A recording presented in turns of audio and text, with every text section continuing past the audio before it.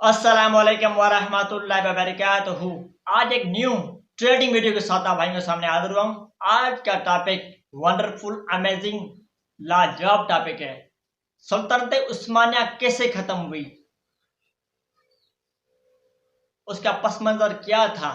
आज हम जानेंगे मोहम्मद मिर्जा के इस बयान में। आज हम सुनेंगे मोहम्मद मिर्जा का इस पॉइंट ऑफ व्यू से क्या मौक़िफ़ है।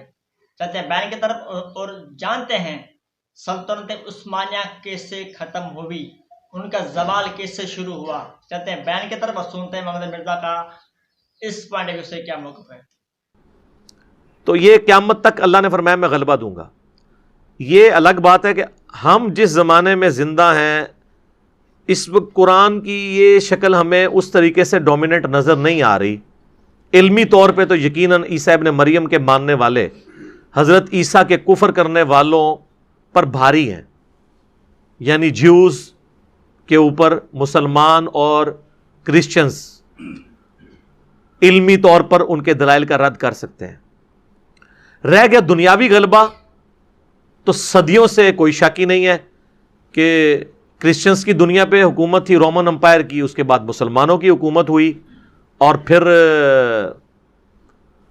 इस वक्त भी डोमिनेंट पलड़ा तो क्रिश्चियंस का है, अगरचे वो उस तरीके से फॉलोअर नहीं है। और मुसलमान भी हुकूमत में इस वक्त प्रैक्टिकली नहीं है। लेकिन ये ईरा एक ऐसा है कि ये एक पूरी इंसानी तारीख के अंदर एक पोर्शन है। ये अगर डोमिनेंट चीज देखी जाए तो वो उसी तरीके से है। और ये आपको जो नजर आ रहा है ये अभी है।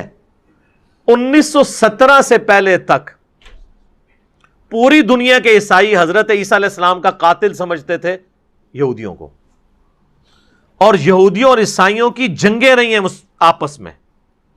जाहिर है जी, एक ग्रुप जिस शख्स को अल्लाह का बेटा या माज़अल्लाह अल्लाह मान रहा है, दूसरा ग्रुप उसे दज्जाल मान रहा है। ये दोनों एक जगह तो नहीं इकट्ठे हो सकते, नाऊज़ु बिल्लाह। ये तो यहूदियों ने ऐसी साजिश की फिर कि उन्होंने पॉप से अपना ये गुनाह माफ करवाया, क्योंकि वहां पे पॉप को ये इख्तियार हासिल है कि वो किसी के गुनाहों की माफी कर सकता है।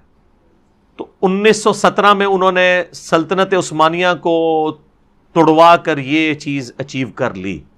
सल्तनत उस्मानिया तोड़ी ही गई है यहूदियों को फेवर करने के लिए, क्योंकि हजरत उमर के दौर में बैतुल मक़दिस मुसलमानों के पास आ गया था। पहले तो हुई ना जंग यरमूक, रोमन एम्पायर कमज़ोर हुई, उसके बाद फिर शाम भी फतह हो गया और बैतुल मक़दिस की चाबियां हज़रत उमर फ़ारूक रज़ी अल्लाह तआला अन्हु के हवाले की गई।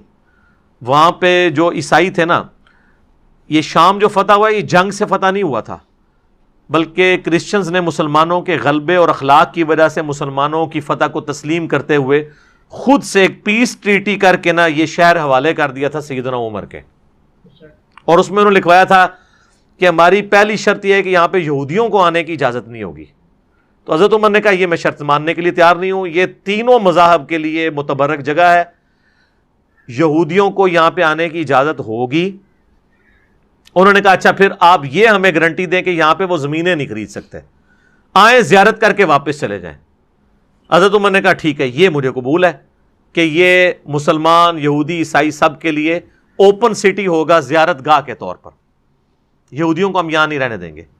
सैयदना उमर का क़यामत तक एहसान है यहूदियों के ऊपर, वो यहूदी जो 600 साल से बैतुल मक़दिस के करीब फटक भी नहीं सकते थे, क्योंकि बैतुल मक़दिस तो इनसे नबी इस्लाम की बेसत से 500 साल पहले छिन चुका था। 70 ईस्वी के अंदर हजरत ईसा अलैहिस्सलाम के उठाए जाने के ऑलमोस्ट 40 साल के बाद टाइटस ने, रोमन एम्पायर ने हमला करके तबाह बर्बाद कर दिया था बैतुल मक़दिस को, ईंट से ईंट बुझा दी थी उसकी, और कितने यहूदियों को एक दिन में कत्ल करके बाज को कैदी बना के ले गया था। एक दीवार बाकी थी हैकले सुलेमानी की, वेलिंग वाल जिसे कहते हैं, वो जिसके सामने यूं यूं करके वो पढ़ रहे होते हैं, आप देखते हैं ना, दीवारें गिरिया उसे उर्दू में हम कहते हैं, वो रो रहे होते हैं और उसी को दोबारा तामीर करने के लिए वो पर तोलते रहते हैं। तो 600 साल हो चुके थे, दीवारें गिरी है, सिर्फ बाकी थी हैकले सुलेमानी गिर चुका था। نبی علیہ السلام کی بعثت کے وقت. پھر اللہ تعالیٰ نے مسلمانوں کو غلبہ دیا. سیدنا عمر کے دور کے اندر یہ فتوحات ہوئیں. وہ اس ٹریٹی میں لکھا گیا کہ یہ اوپن سٹی ہوگا اور یہاں پر وہ وزٹ تو کر سکتے ہیں, زمینیں نہیں خرید سکتے. پھر سلطنت اس بیچ میں آپ کو پتا ہے کچھ عرصہ کے لیے یہ عیسائیوں کے قبضے میں چلا گیا. پھر صلاح الدین ایوبی نے دوبارہ سے حاصل کیا. اس کے بعد ارتکل ڈرامہ آ گیا. تو پھر سلطنت عثمانیہ قائم ہوئی اور آلموسٹ 500-600 سال تک وہ رہی. ان کو بھی پوری دنیا میں بڑی بڑی لالچیں دی گئیں کہ آپ یہودیوں کو یہاں پہ زمینیں لینے کی اجازت دیں. دنیا دار بادشاہ ہونے کے باوجود وہ حضرت عمر کے اس معاہدے پر قائم رہے جو عیسائیوں کے ساتھ کیا گیا تھا کہ ہم یہودیوں کو یہاں آباد نہیں ہونے دیں گے. پھر آخر میں سلطنت عثمانیہ کی اپنی غلط حرکتوں کی وجہ سے اور کچھ مخالفین کی سازشوں کی وجہ سے وہ تباہ و برباد ہو گئے دنیاوی طور پر.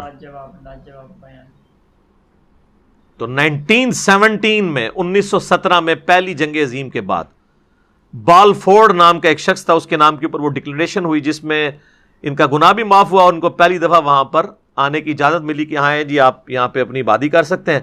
31 سال لگے ہیں ان کو جناب پوری دنیا سے جو یہودی تھے جو کہ ٹائٹس کے حملے کی وجہ سے نکل چکے تھے 70 عیسوی میں, حضور کی پیدائش سے 500 سال پہلے. اسی میں سے کچھ قبائل آ کے مدینے میں بھی آباد ہوئے ہوئے تھے اور خیبر میں, وہ نکلے وہاں سے ہوئے تھے. پھر جناب آپ دیکھ لیں کہ آلموسٹ 1300 سال کے بعد پوری دنیا سے دوبارہ وہ ڈائسپورا ان کا غریب الوطنی ختم ہوئی اور واپس آنا شروع ہوئے. 31 سال تک زمینیں خریدتے رہے اور مسلمان بھی ان کو زمینیں بیچتے رہے. اب بیٹھ کے روتے ہیں کہ جی وہ جب یہودیوں نے قبضہ کر لیا, بھائی آپ نے خود بیچی ہوئی ہیں, اپنے آپ رو, انہوں نے کیوں روندے ہو؟ انہوں نے جو کچھ کیا وہ تو انہوں نے کرنا تھا. بہرحال 31 سال لگے ان کو, 1917 سے لے کے 1948 تک. 48 کے اندر انہوں نے اسرائیل کی ریاست قائم کر لی. 67 میں پوری عرب دنیا کو شکست دے کے ریاست اور بڑی ہو گئی, اور آج آپ دیکھ لیں اتنی بڑی ہو چکی ہے کہ امریکہ سے بڑی ہو گئی ہے طاقت میں. اس وقت پریکٹیکلی یہودی جو ہیں وہ چھائے ہوئے ہیں عیسائیوں کے اوپر, لیکن اوورال عیسائیوں کی سپورٹ سے وہ چل رہے ہیں. دونوں کے مفادات ایک دوسرے کے ساتھ وابستہ ہیں.